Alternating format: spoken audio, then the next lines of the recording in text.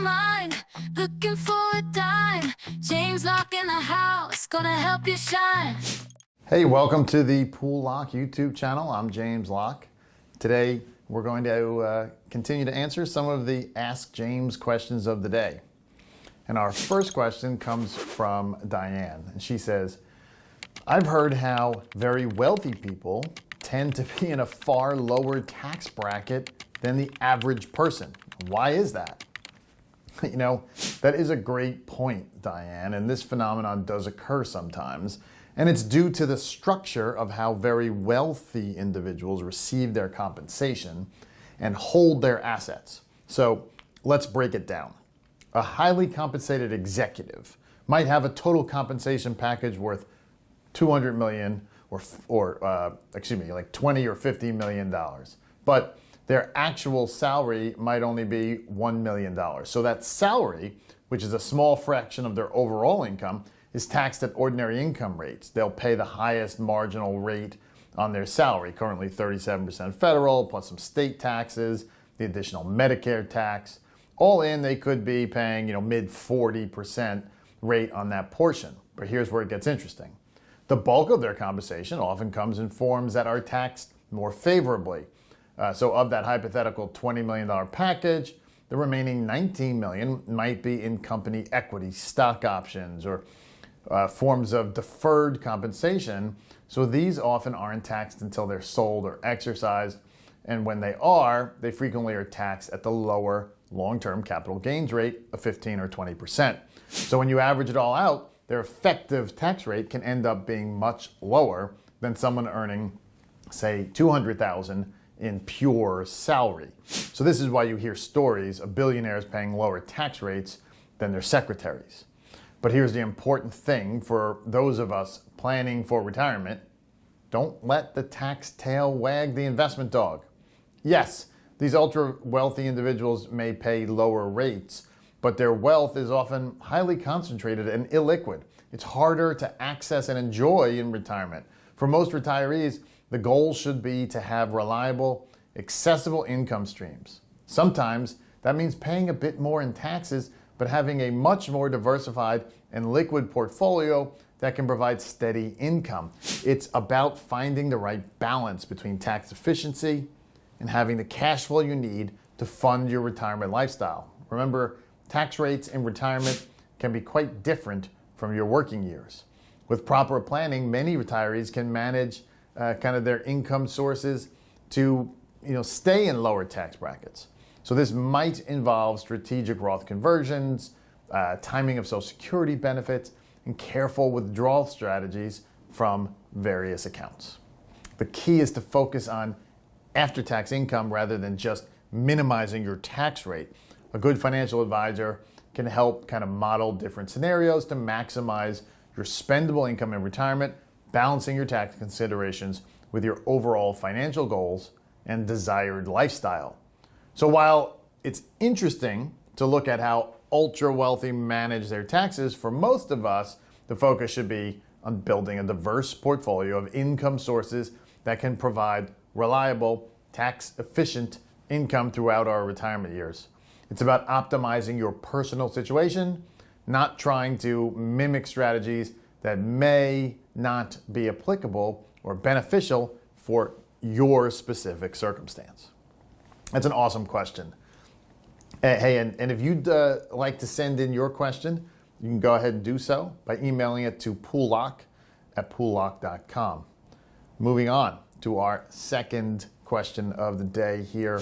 We have an email from Alan. He says, I've heard of some financial influencers who say that you should only buy things that you can make money from. You should rent your home, and if you buy anything, you should rent it out to other people. Do you think this is a good strategy? Alan, again, another interesting question about the strategy some influencers, financial influencers, promote. The general principle they're advocating does have some merit, but like most things in personal finance, it's not a one-size-fits-all solution. Let's break it down.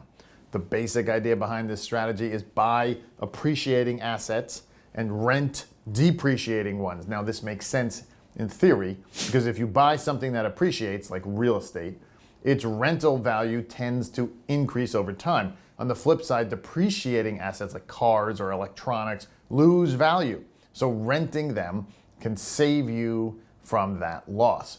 For example, we've seen rents increase significantly in many areas over the past few years. If you had bought a home instead of renting, you'd have benefited from that appreciation. However, it's not always that simple. Let's look at some specific asset classes. Homes. So while influencers suggest renting your primary residence and buying rental properties instead, this isn't always the best choice. Yes, you might get tax benefits like depreciation on rental properties, but for most people, these benefits don't outweigh the advantages of home ownership. There's pride in ownership, the ability to customize your space, and the forced savings aspect of paying down a mortgage. Plus, your primary residence can be a valuable asset in retirement, providing options like downsizing or a reverse mortgage. Cars. Now, I personally buy cars with cash and keep them for many years.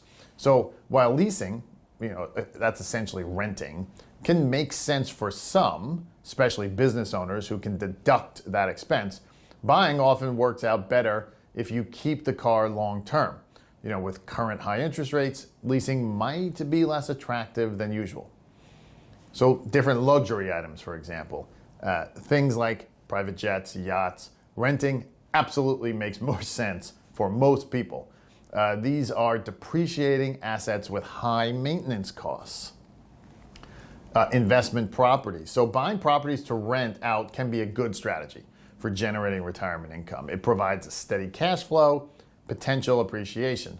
However, it also comes with responsibilities and risks, so it's not for everyone. So the idea of only buying things you can make money from is an interesting principle, but it oversimplifies complex financial decisions. In reality, we need to balance financial optimization with quality of life. Your home isn't just an investment. It's where you live and create memories. For retirement planning, a mix of strategies often works best. Owning your home can provide stability and options in retirement. Rental properties can generate income. A diversified investment portfolio can provide growth and income. The key is finding the right balance for your situation. Remember, personal finance is personal. What works for a financial influencer might not be the best choice for you. Consider your own goals, risks, tolerance, and lifestyle preferences. Don't just focus on maximizing every dollar. Think about what will give you financial security and happiness in retirement. Now, a good financial advisor can help you kind of weigh those options, create a personal strategy that balances income generation, appreciation potential, and your personal needs and preferences as you approach and enter retirement. Thanks for the awesome questions. As always, if you'd like to have your question answered, you can email it in to us, poolelock@poolelock.com. And hey, if you like what you heard, go ahead and like and subscribe to our channel. I'm James Locke, your retirement income source. See you next time. Money on my mind, looking for a dime. James Locke in the house, gonna help you shine. Retirement is near, don't you live in fear. Listen up, my friend, let me make it clear. Saving